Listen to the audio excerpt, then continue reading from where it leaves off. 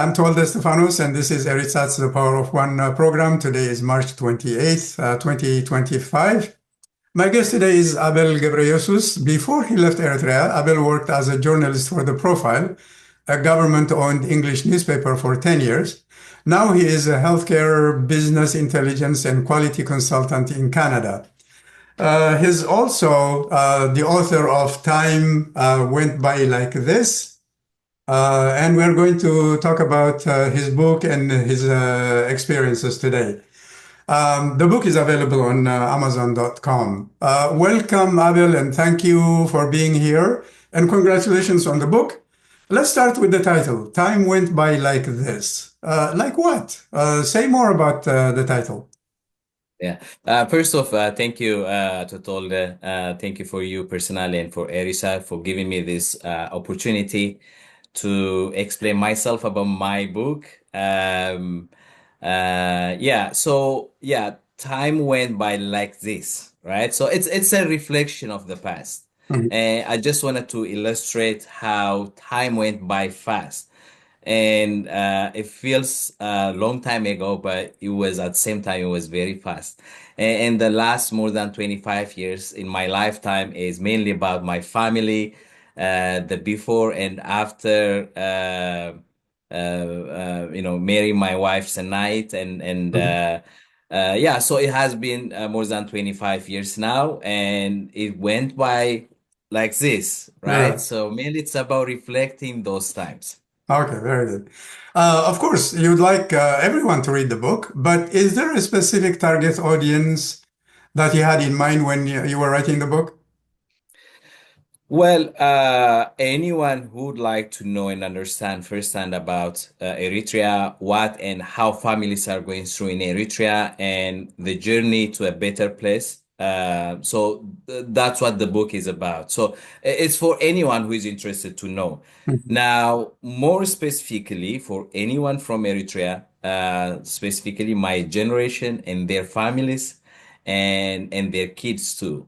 For instance, if you happen to be from Eritrea and made your way into a safe country and possibly made your journey to Europe, North America, even Africa or any other parts of the world, right? So if your kids have to know your journey, this is a book to show them, how a regular family was built in Eritrea and how they make their journey. And that's why we're here, right? So we have to explain ourselves. And actually, the book mainly I started, to explain to myself what's the rationale, why I'm here. I Mhm. have to answer that for myself first, of course, and to my kids. And when I say to my kids, to anyone who is interested on my journey, I had to explain, and that's why I wrote this.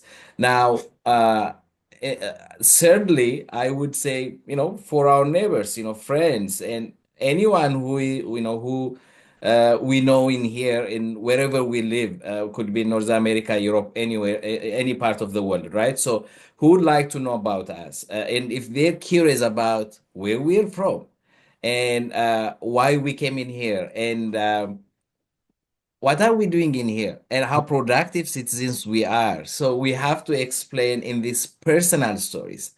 So that's why I wrote Mhm. this book. All right. Well, one of the things that he emphasized there is vulnerability. In fact, at the very back, he say vulnerability is the birthplace of love, belonging, joy, courage, empathy, and creativity, quoting Brené Brown. So, why is that? Why do you want to talk about vulnerability? Say more about that. Yeah, thank you. One of the decisions I made when I start to draft this book, when I start to write the stories, let me make myself vulnerable. And what I mean by that is, let me be open.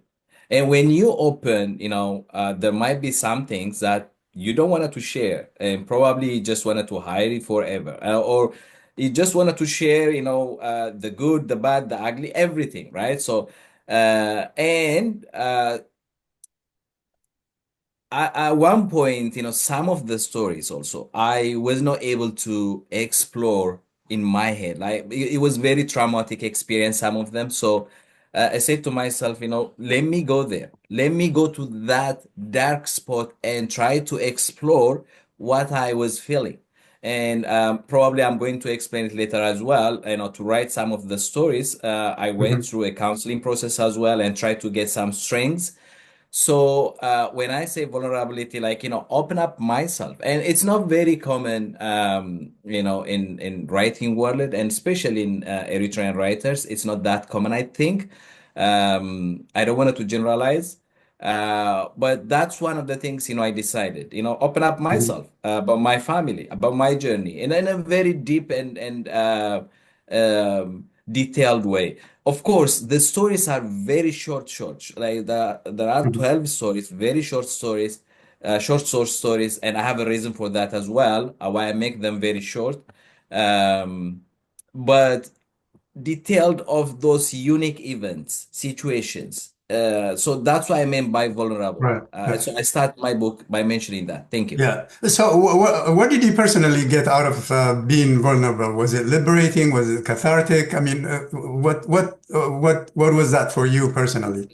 Exactly. I think that that's one of the purpose. I mean, I did not plan it, to be to liberate myself, but I think at the end, that's the result. Hmm. I did that, and then I just wanted to explore, and I was struggling for a long time, some of the things, why I'm not telling people and why I'm not writing about them, that kind of things. But at the end Hmm. of the day, Yeah. now I am free. I feel very free and liberated, as you said. Yeah, that's also another benefit being by Right. being vulnerable. Yeah. Excellent. Okay.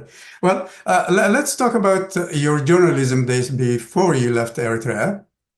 Um, how challenging was it to apply your journalism education to the work that you were doing at the profile, especially when it comes to journalistic ethics, truth, accountability, and other professional standards in an environment that suppresses those values?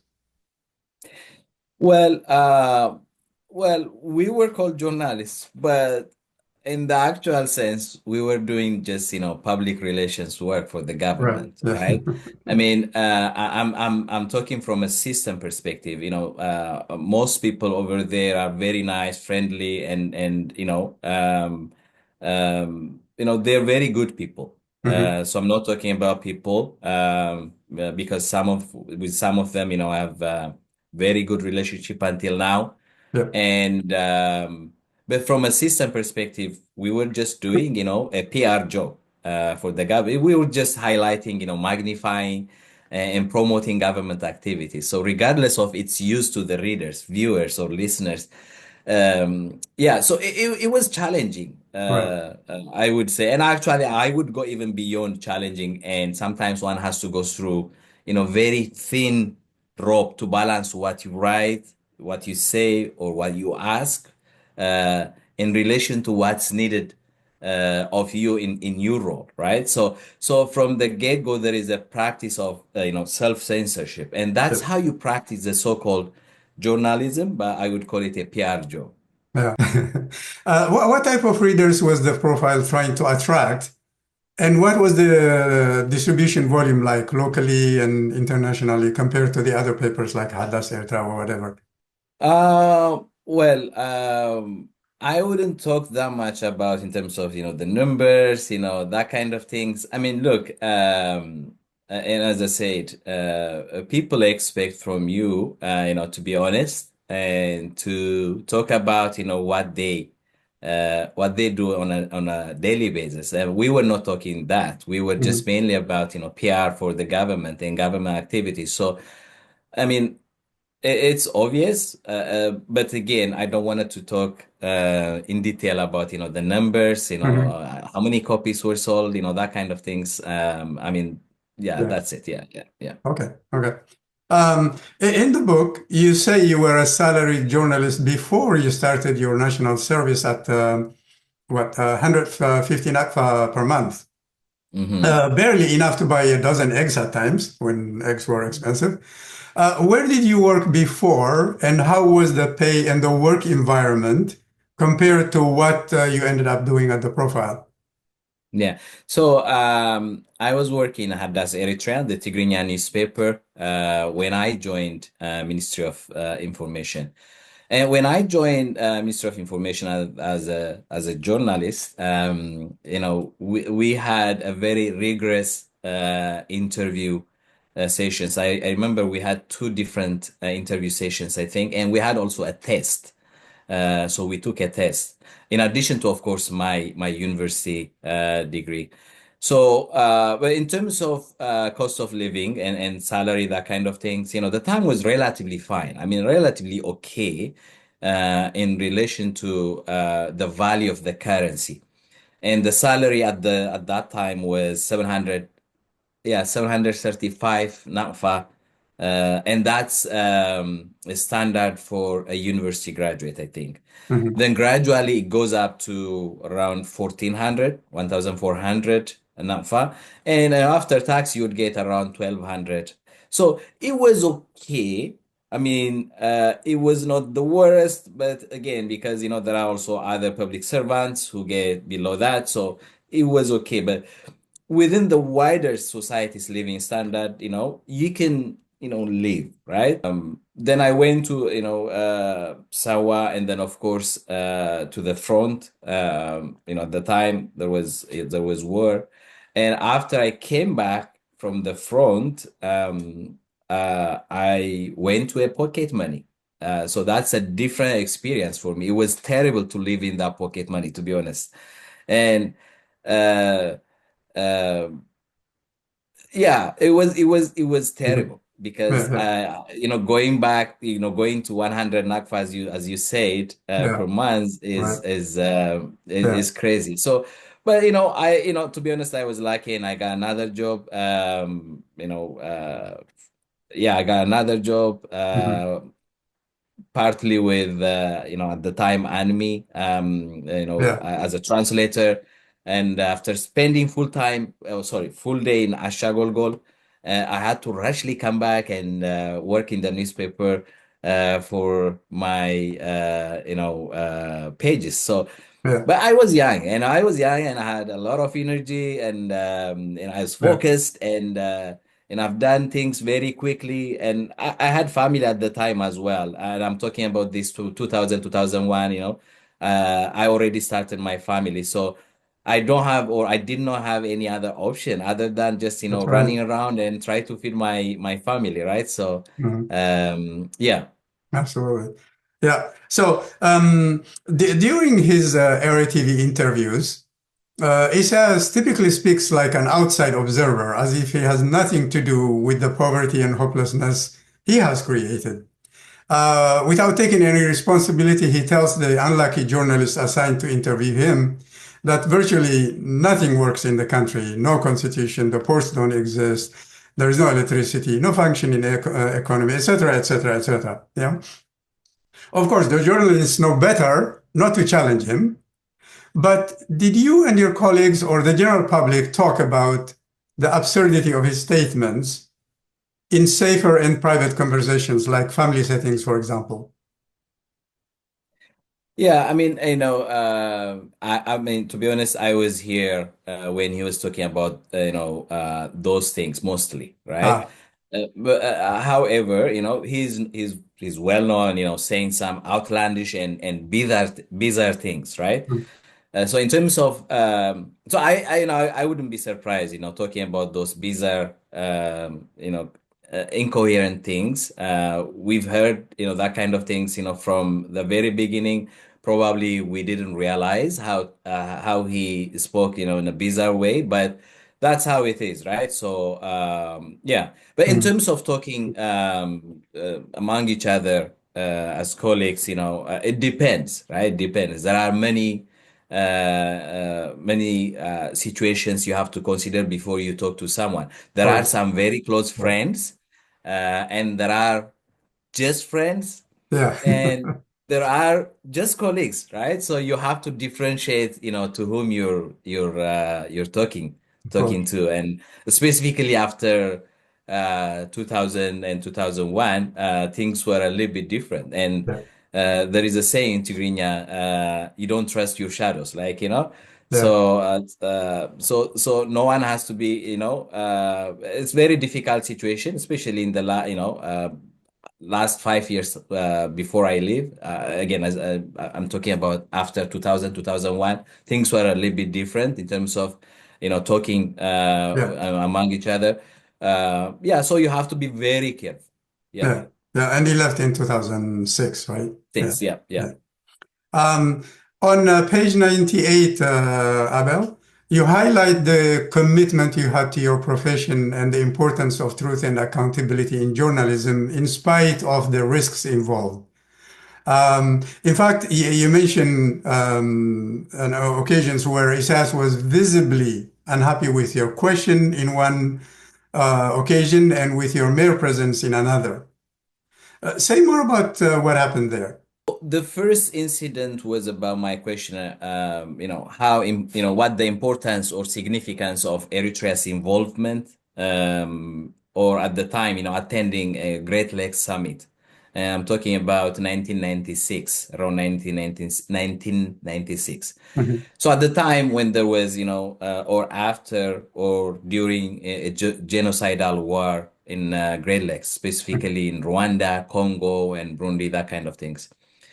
Now, for me at the time, I asked that question with innocence, Mhm. because in my mind, we're in northeastern Africa, right? So we don't have any border, you know, bordering with any Great Lakes, you know, countries. And I asked, you know, an innocent question.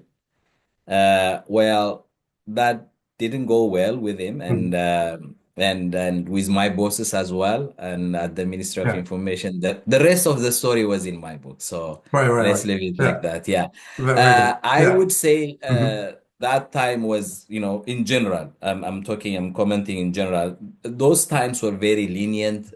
Was okay and relatively, you know, relatively okay if you compare that with after 2001. Right. Otherwise, I wouldn't be in here, to be honest. Yeah. The other incident was in Italian ship in Massawa, and it was a bizarre experience for me at the time, and I also reflect that experience in my book. Mhm. Yeah. Yeah. Something that's not in your book. There were rumors about Eritrean soldiers dying in the Congo, supposedly in illicit diamond-related activities. So, was there any truth to those rumors first? And then, did you have that in mind when you asked that question? Yeah, see, at the time, I didn't know anything about Eritrea's involvement. I didn't even know at the time Eritrea's involvement in Congo, or Rwanda, you know, or any diamond-related businesses. I didn't know anything. As a curious journalist, I was just freshly graduated Mhm. from a university, and I was just, you know, a curious, young, curious, and inquisitive, with inquisitive mind, right? Right. So, and you know, at the end of the day, you know, as we found out later, you know, Eritrea was highly involved without even the knowledge of, you know, Eritreans. We were really involved in, you know, different activities. I would say activities because still nobody knows the detail of it. Mhm. And this is, we're talking about early 90s, right? So they were Right. doing these monkey businesses, you know, from way back when, and they have done it in the past, and they're doing it right now. I mean, look, you know, smuggling Eritreans in a very coordinated way, and also it's a system, right? So, but back to your question, I did not know anything about Eritrea, and that's why actually I was asking that curious question. That was just honest and innocent question. Yeah. Mhm. But later on, did you learn that, something was going on, including maybe Eritreans dying there, as the rumors go? Well, to be honest, you know, you can connect the dots, Mhm. but I don't have anything tangible. Right. I personally, you know, I had a lot of interest in that subject, even after that as well, and I Mhm. had also a good relationship with at the time with Ambassador Girma. He was African desk head, Right. and I did interview him after that. And I had a I had a good interest from analytical point of view. But I didn't know. Mhm. Nobody told us officially. But again, you can connect the dots, and now we know, the involvement from, different sources. But personally, as a journalist at the time, no, I didn't have any Mhm. information. Mhm. Mhm. You say in addition to ESAS's irritation, the ministers present at the conference were not happy with your question either. Do you remember who those ministers were? Well, look, I don't want to name names now. I mean, Okay. but there were almost all ministers were there at the Mm. time. And as I mentioned in my book, as soon as I returned back to my office, my direct boss, the editor of Haddas Eritrea, at the time I was in Haddas Eritrea, Mhm. he came to my office and, he because he was told about the event and my question, because it was unusual question, asking, president, what's the reason we're attending this event? That kind of, like, it's a challenging question. And yeah, but I can even now picture the murmuring sound that comes out from the back of where I was in, because people were murmuring about my question, mostly ministers and officials. It's in the VIP room, and I think the rest is in the book. Yeah. Going back to the Italian ship incident, just to relate it to that, Massawa Airport was supposed to be an international airport, right? But it handles almost no civilian traffic. Did you or your journalist colleagues try to find out when and why it was built and how it's been used since? Yeah, well, look, it was built, I think it was around at the end of 90s, I think, or early 2000s. And I think it was built as a means to facilitate, there was, at one time, there was this thing called free tax zone kind Yeah. of thing, Hmm. building. So I think that was the purpose, I think. But again, that was an illusion, right? So without Hmm. having your system fixed, you cannot have, a free zone. I call it, it's an illusion. So that's a business and official side of it, right? As far as we know. However, if you bring that data, right, and change it to information. With the fact that DIA was living the early 2000s in Massawa, one can generate knowledge out of this data and information, right? So, you just need to connect the dots, and you will see some line, like, why it was built in there at the time when DIA or Isaias Afwerki was living in Massawa area. But converting that data to information and connecting the dots, do you have a theory about it? Well, again, we're going to, speculation. So I think we can leave it there in terms Okay. of, connecting the dots. I think it depends on, individuals' perspective. But again, you can just connect the dots and you can assume, Mhm. unless you have, yeah. So yeah, let's leave Right. it. Yeah. Right. Okay. Your cross-border journey to the Sudan was arranged online. How did you manage to do that, especially given Eritrea's limited internet access and the significant dangers of the human trafficking networks? Well, at the time, there was a lot of opportunity for me in terms of, getting access. Having internet access is a luxury. You can say it, right? I had those accesses, to be honest, and of Okay. course, there are a number of different internet cafes as well in Asmara at the time.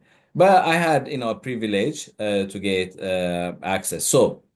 Um, At the time, if you have those accesses, you get in touch with friends, those who are already out of the country, and connect you with the Mhm. smugglers. And there are two types of smugglers in this case. So one, mostly Eritreans, uh, whom you connect, uh, whom you connect via internet. At the time, Yahoo Chat was one of the popular apps. There was a chat version in Yahoo, Mhm. that kind of thing. So the other smugglers are, physical smugglers who came in person and take you out of Eritrea. So in my case, I met one person who is, I think, yeah, who is Eritrean, I assume, and he communicated with me as if he's the one who is going to take me out in person. He's going to see me at the border area. So, in the actual sense, those who smuggled actually was Rashida. So, Mhm. that was how I was able to cross the border. The rest is in the book, of course. That's, I think, Right. the first story in my book, The Eight Hands. Yeah. Mhm. One of the things that you mentioned in the book also is your mother-in-law's imprisonment for your wife's disappearance. She was released when payments were made, essentially hostage for a ransom situation. That's typical of criminal gangs. Mhm. What can you tell us about the specifics of your direct family experience and how common these embezzlement practices were at the time? Well, look, it's a common practice in Eritrea, if, 18 plus years old, son or daughter disappears, the parents are the responsible ones. Even if you fled from Sawa, for instance, Mhm. or from a military, still your parents are the one who are responsible for your disappearance. I mean, in the actual sense, parents should make the government accountable, Exactly. right? Yeah. Yeah. Yeah. In Eritrea's case, it's the opposite. So that's what the absurdity of Eritrea's situation in the last 30 plus years, you can see it right there, right? Mhm. So, Mhm. anyways, with my wife's family case, is it's within this fact, right? So beyond that, I don't want to talk about Mhm. specifics as it might affect also people who might be vulnerable right now. So, Right. Right. but in a general sense, that's how those situations were. Yeah. Mhm. Mhm. You have done very well in Canada, both in education and in investment. One part of your Canadian education includes mental health and addiction. And you write in the book about a military officer in your unit who would physically slap the soldiers or fire live bullets in their vicinity to intimidate them. Probably one form of addiction, power addiction perhaps. With the benefit of your new profession, do you wonder about the state of mental health and traumatized environment you left behind? I think you mentioned earlier that you might have been impacted as well. So, how common were these abuses in the military, especially against women? And what impact do you think these abuses had on the abused themselves and perhaps even on their families and friends who they come in contact with? Yeah, look, it's unfortunate. I mean, it's Mhm. unfortunate there are a lot of young people, or even adult people, going through different traumatic experiences. And even the common traumatic experience, for instance, war by itself is a traumatic experience. Mhm. You can be exposed to a war in a direct way, in a fight, but also in an indirect way, as a civilian. So, unfortunately, the last 30 plus years, Eritreans, the degree might be, different. The spectrum of the impact might be different, but different people were exposed to different types of trauma. Now, when looking back that specific example you mentioned, or the story I mentioned in the book, it was very traumatic for myself, and I have gone through, counseling process in order to express, about myself, and did this counseling and helped this counseling process to write about it as well. Unfortunately, there are a lot of traumatic experiences that is common among Eritreans, and people, they don't even realize it is traumatic experiences. That's how common it is, right? Mm. So coming back to my story, I never shared with anyone and never talk mainly because it's used to scare me, to because I don't want to relive that experience, right? But even when I was dealing with my counselor, for instance, when I was doing this counseling, and I was emotional, and but look, gradually I was able to relive the experience, and finally, actually, I wrote a story about it. So I'm happy, I was at that stage. Now, I believe in the saying, hurt people, Yeah. right? So the military officer mentioned in the book, when I'm thinking about him right now, he's also a victim of the system, right? Mhm. And actually, some of my readers also identified that fact, and they told me like, he's also a victim, and I agree with that. And the fact that he didn't took any action in that dark spot, by itself shows, he had some space for sympathy. So that's how I see. So I'm not, from a blaming Mhm. angle, but I'm from a sympathy angle as well. But again, at the end of the day, stories had to be told. Right. Stories have to be told. So that's why the story is there. Otherwise, it's not from the blaming perspective. And actually, I really sympathize with those people. No, no, very good point. So while on this point, Abel, and then maybe tying it up to the vulnerability thing, what advice would you like to give to Eritreans who may have had similar experiences, but they are resistant to getting counseling and help for these traumatic experiences? Yeah, you see, that's why, I actually, after I wrote this book, a lot of people approached me and saying that, I've gone through this process. And actually, some of my stories are even nothing in relation to, people told me after reading this book Mhm. or after came to my book launch in different cities. Some of them are really horror stories. I mean, either it's in Eritrea or when they were going through, desert in Sinai and that kind of things.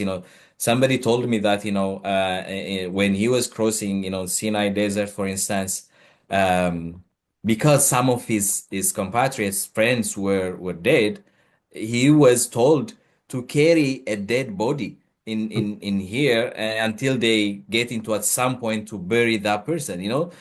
So it's very traumatic experiences for a lot of Eritreans. So, Uh, but again, we don't consider this as a traumatic experience. We don't acknowledge it. I think that's the first place. We have to acknowledge. We have, as a society, as Eritreans, we are really hurt. The last 30 plus years is a shock for, by itself, because we didn't expect, all these things happen to us, and it becomes normal. And I think that's why we're becoming numb to our wounds. The wound mm, is mm. just there without healing, and we're just becoming numb, and we're just looking at the wound and as if nothing happened. It's unfortunate.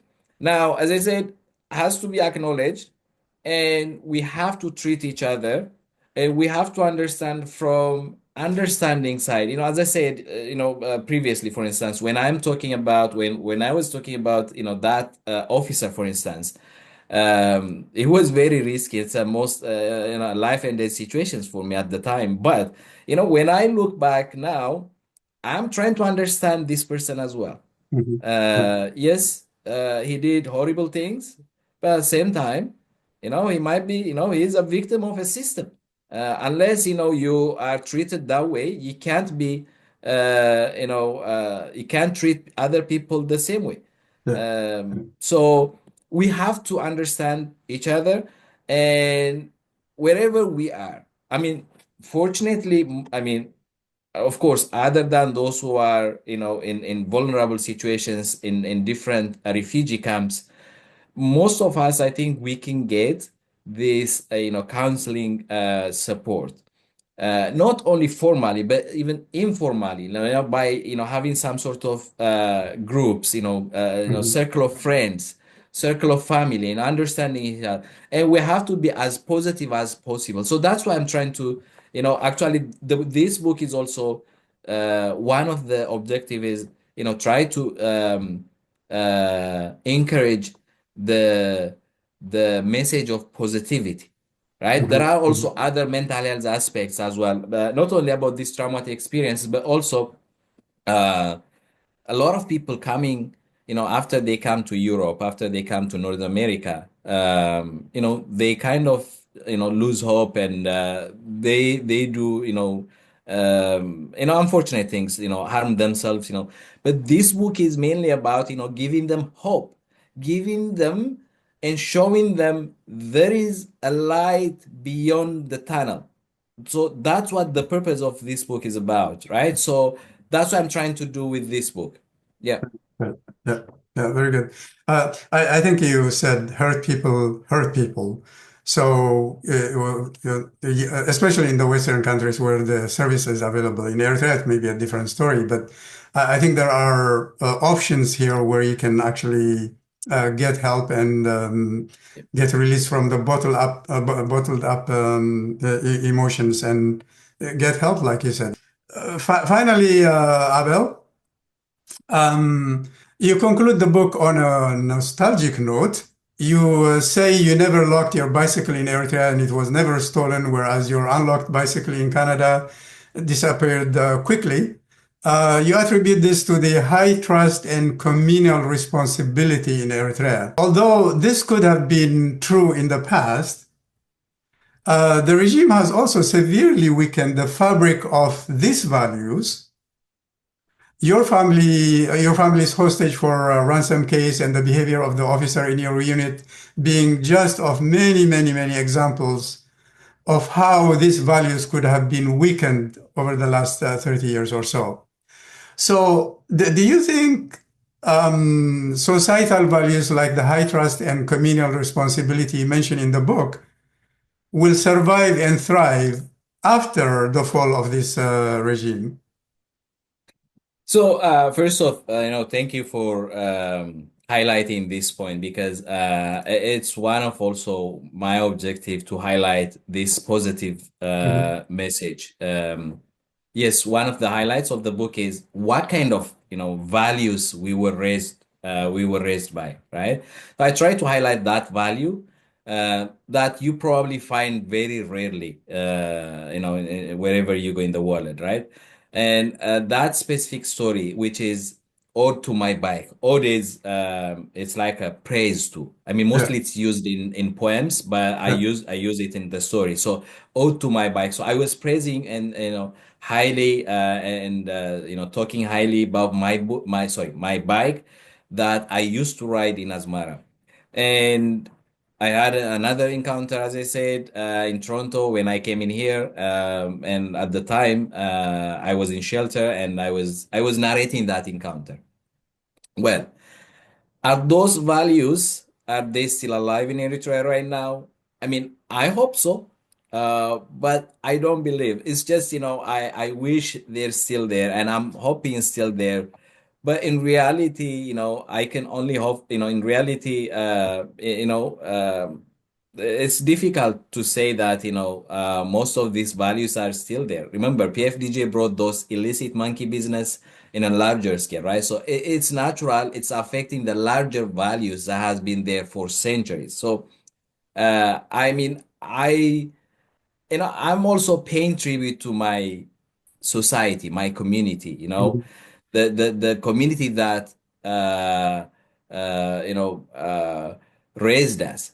Yeah, But at the same time, the situations are, as we know, right? So it's just I can only express my hope. Yeah, and yeah. and the other thing in the I wanted to also mention about the last story of my book, and that's also another, high note. And I just wanted to say in that story, I think I said the gift at 50, right? And Hmm. Yeah. I'm really lucky to be alive and doing my regular life in here, because having a regular life in back in Eritrea is, sometimes it's a luxury, right? And I'm saying regular, Yeah. regular. Yeah. I'm not Yeah. saying, extra. I'm just saying just regular. For instance, I wake up in the morning in here, I came to my desk, and I do my job. And if I'm not interested, or if my employer is not interested, or if my clients are not interested, we just move on and Mhm. do Mhm. other job, right? Or work for other clients, right? In Eritrea, this is a luxury. I mean, you're not your own. You don't own yourself, right? So, and you might be called anytime for anything, for good or for bad. I mean, mostly, of course, for bad. I mean, you can be just summoned, or called to, you know, they might say, report in Sawa. That's it, right? Mhm. So tomorrow Mhm. morning or after tomorrow, in 2 days, that's it. Or you might be also called from a street and disappear. I mean, you can count, how many people disappeared that way, and I can count, how many people disappeared that way. So I consider I'm the luckiest person, and that's why I do appreciate every day of my life, and Mhm. I'm very thankful. And that's how I ended the story in the book with this highly note, because we have to appreciate what we have, because sometimes we forget, especially after living 5 years, 10 years, 15 or 20 years in a Western world. We might think this is just a normal, and the life we have right now, Mhm. we have to appreciate. That's what I'm trying to say. Yeah, Absolutely, absolutely. There's a lot to be yeah, appreciative for, because in some ways, I think the cheapest thing in Eritrea can be human life. I mean, yeah. whereas it should be the most precious thing in the world. Anyway, your bicycle also reminded me of a similar bicycle I had when I was a poor student. It was old and I didn't lock it. It really Okay, didn't get stolen that much. It got stolen once. And it was just one student taking it from one part of the campus to the other side, and I found it. okay. So, You so found it though. You I found found it, it. I right? found it. So Yeah, yeah, see, yeah, that's very common. I mean, yeah, yeah. So Abel, Yeah. thank you for your time and insights today. Again, congratulations on your book. Yeah, thank you, Tolde and Erisat, for giving me this opportunity to discuss about my book. Yeah, again, my book is available on Amazon and Samat bookstore as Oh, I well. forgot that. Good. Yeah. Mhm. Yeah, anybody also can connect with me in person, or by phone or by email as well. And thank you, Atotolde, again. Appreciate it. Yeah. Well, while you're at it, why don't you give people your email or whatever you feel comfortable with as how to contact you? Yeah. Sure. Yeah. So my email address is abelmgeb@gmail.com. abelmgeb@gmail.com. Mhm. abelmgeb@gmail.com. And the book has also a website, abelmgeb.com. abelmgeb.com.